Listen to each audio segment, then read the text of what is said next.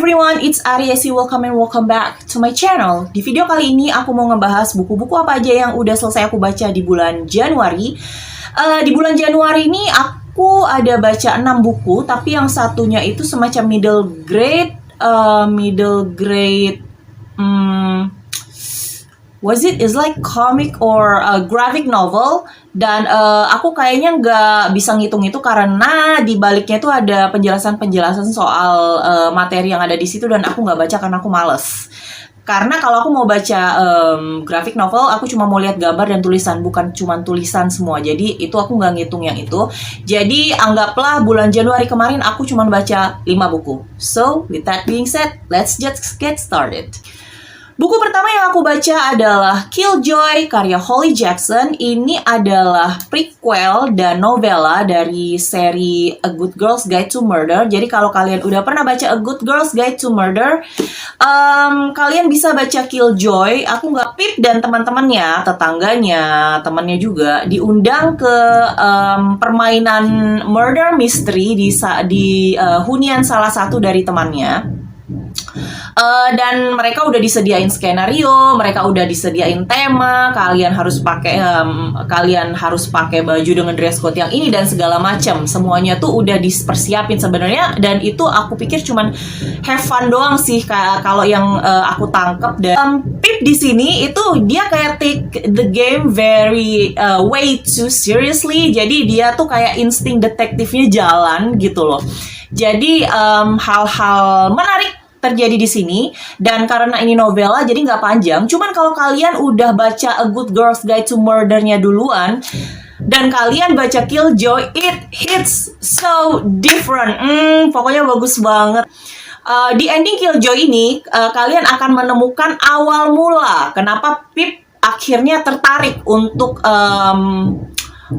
membahas misteri kematian Andy Bell di tugas akhirnya. Jadi gitu. Aku kasih Killjoy, aku lupa aku kasih antara 4,5 atau 5 bintang karena aku suka short reading, dan yang jelas ya tadi endingnya itu keren banget. Buku kedua yang aku baca di bulan Januari adalah I'm Glad Mama Died karya Janet McCurdy. Kalau kalian ngelihat judulnya, mungkin sebagian dari kalian kaget kenapa judulnya seperti itu. Tapi ketika aku ngelihat judulnya, aku paham apa yang barangkali akan terjadi di situ. Dan karena sebelumnya aku juga udah dengar soal hubungan Janet McCurdy dengan ibunya. Dan BTW ini memoir. Dan ini kayaknya memoir pertama yang aku baca, karena aku biasanya baca fiksi. Jadi ini Janet McCurdy di sini menceritakan tentang masa kecilnya. Dia bungsu dari 4 bersaudara, jadi kakaknya laki-laki semua 3, dan dia tinggal di keluarga yang pas-pasan banget. Dan ibunya ini loh, dia punya relationship yang sangat complicated dengan ibunya. Ibunya itu, kalau yang aku baca di sini, ibunya itu manipulatif dan abusive juga. Dia itu kepengen Janet itu jadi aktris, sementara Janetnya sebenarnya nggak mau jadi aktris, tapi ibunya itu kepengen. Ada alasannya di sini kenapa ibunya kepengen, tapi bisa ketebak lah ya. Ibunya kepengen Janet jadi artis, dan nggak cuman itu, ibunya tuh benar-benar obses dengan part-part apa yang bisa Janet ambil sejak dia kecil atau audisinya. Dan di beberapa bagian ibunya tuh kepengen banget Janet diet gitu loh. Dia kepengen Janet kurus, padahal di usia-usia Janet yang waktu itu masih kids atau preteen, itu dokternya aja bilang kayaknya dia kena anoreksia dan semacam itulah. Jadi itu konten warningnya anorexia, bulimia, dan apalagi ya, silakan kalian cek sendiri konten warningnya di Google. Grief ya, terutama grief di sini ya jelas bagaimanapun hubungan Janet dengan ibunya, tetap grief adalah konten warningnya. By the way, yang belum kenal Janet McCurdy itu yang yang jadi Sam di iCarly. Aku dulu termasuk pemirsa iCarly, meskipun nggak rutin nonton iCarly, tapi Janet McCurdy is this one. Dia yang main jadi Sam, yang dikit-dikit, yang dia punya senjata butterscotch dan segala macam. Dan di sini dia juga spill soal persahabatannya dengan Miranda Cosgrove, yang aku suka banget. Miranda di sini tuh benar-benar angelic. Dia benar-benar menemani Janet, nggak cuman jadi co-star, tapi juga jadi semacam BFF, bukan BFF ya, tapi kayak good friends gitu, good friend buat Janet sendiri. Aku kasih buku ini 4 atau 5 bintang. Aku lupa banget, aku nggak ngeliat Goodreads lagi. Tapi aku sangat bangga dengan Janet karena sebagai aktris, mantan aktris cilik ya, kalau dia bisa dibilang aktris cilik ya kalau dia emang memulai audisi dari kecil. Ya pokoknya dia dengan usia yang sangat muda seperti itu, dengan ibu yang abusive dan manipulatif, dan dengan kehidupan yang jungkir balik lah ya, ibaratnya tuh kayak roller coaster, bukan jungkir balik banget tapi kayak roller coaster. Dan itu Janet bisa bertahan, dan I'm so proud of her. Aku sangat bangga gitu loh pas ngebaca endingnya. Ya, aku suka banget sama buku ini. Menurut aku buku ini bagus, dan aku bangga banget sama Janet McCurdy. Buku ketiga kayaknya bakal termasuk salah satu dari my all time favorite books, because ini pertama kalinya aku baca bukunya Shari Lapena, tapi aku nggak tahu ini buku Shari Lapena keberapa yang rilis. Ini judulnya Everyone Here Is Lying, dan aku suka banget. Tadinya aku belum pernah baca Shari Lapena. Aku pernah coba tapi audiobook, dan mungkin belum klik aja di aku. Jadi ketika Everyone Is Lying ini mulai hits di mana-mana, mulai hype di mana-mana, akhirnya aku punya kesempatan untuk membaca Everyone Here Is Lying, dan ini bagus banget. Jadi ceritanya ini small town, oke? Ini neighborhood, lingkungan di kota kecil di mana everyone knows everyone, semua orang kenal semua orang. Jadi di situ pada suatu hari ada seorang gadis kecil umur 9 tahun yang menghilang.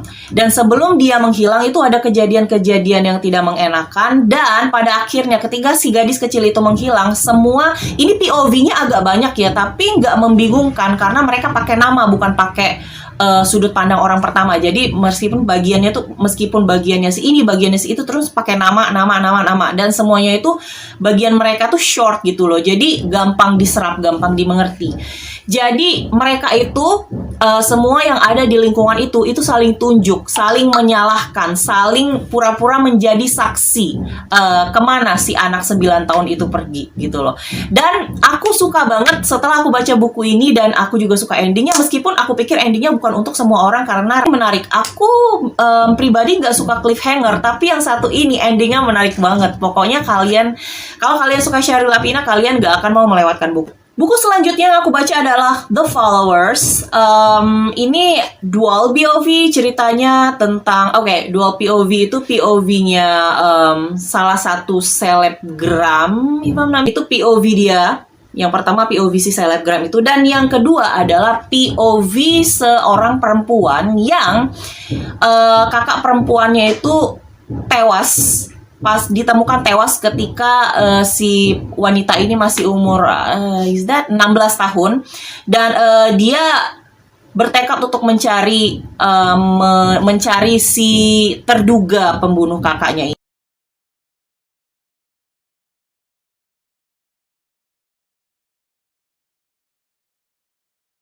Sini itu rumit sebenarnya antara tokoh yang satu dan tokoh yang lain, dan aku menduga ini dan menduga itu, tapi ternyata ketika diberi kenyataan A dan aku ternyata begitu, nggak ada plot twist, dan ternyata ada plot twistnya meskipun nggak yang twisted banget. Jadi kayaknya aku nggak bisa cerita lebih dari itu ya. Tapi BTW ini kan thriller, tapi ternyata ada semacam romance-nya.